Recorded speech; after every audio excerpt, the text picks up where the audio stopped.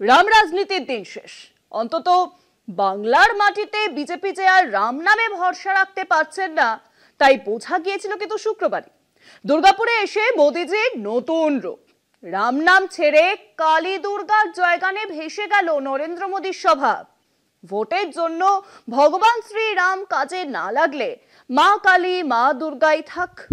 অবশ্য আরো একটি কারণ কিন্তু আছে, নরেন্দ্র মোদীর হঠাৎ করেই রামের নামাবলী ঝেড়ে ফেলে দেওয়ার।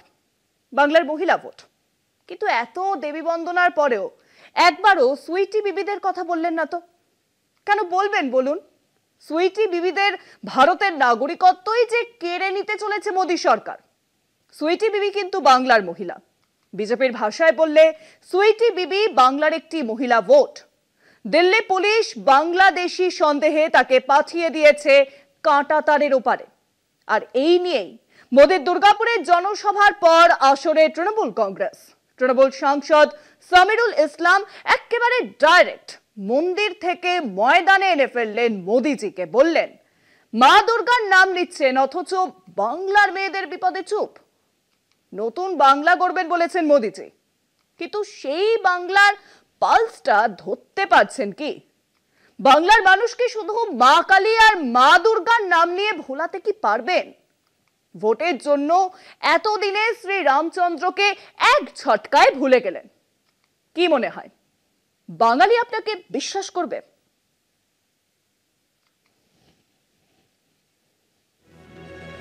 18 জুলাই রাজ্যে এসেছিলেন প্রধানমন্ত্রী নরেন্দ্র মোদী। রাজ্যে বেকারত্ব, অনুপ্রবেশ, নারী নিরাপত্তা নিয়ে হাজারো প্রশ্ন তুলেছেন নমো। তৃণমূল সরকার যে রাজ্যবাসীর জন্য মঙ্গলের নয় বারবার বোঝানোর চেষ্টা করেছেন সে কথাই। প্রধানমন্ত্রীর রাজ্যে আগমনের পর একাধিক প্রশ্ন তুলে সরব হলেন তৃণমূল সাংসদ সামিরুল ইসলাম। এক্স হ্যান্ডেলে তিনি পোস্ট করলেন সুইটি বিবিদের কথা। বাংলাভাষী ভারতীয়দের জোর করেই বাংলাদেশে পাঠিয়ে দেওয়া হচ্ছে, আর এই কাজ করেছে খোদ দিল্লি পুলিশ। এমনই একজন সুইটি বিবি, আপাতত তিনি বাংলাদেশে। ভিডিওতে তাকে নিজের দুর্দশার কথা বলতে শোনা যাচ্ছে।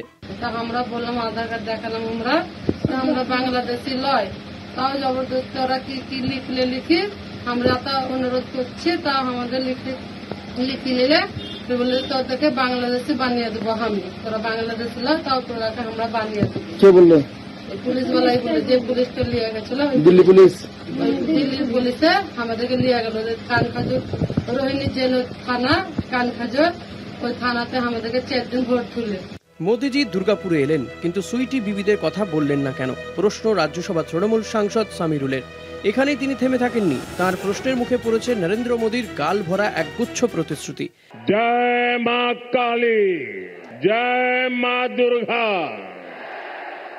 যাদের অন্যায়ভাবে আটক করা হচ্ছে তাদেরকে রোহিঙ্গা মুসলিম বলে চিহ্নিত করা হচ্ছে। কিসের ভিত্তিতে এমনটা করা হচ্ছে? বক্তৃতার শুরুতে মা কালী মা দুর্গার নাম নিচ্ছেন প্রধানমন্ত্রী, কিন্তু বাংলার মেয়েদের উপর যে দুর্ভোগ নেমে আসছে সেখানে মা কালী মা দুর্গার স্তুতির সঙ্গে কি কোনো মিল খুঁজে পাওয়া যাচ্ছে?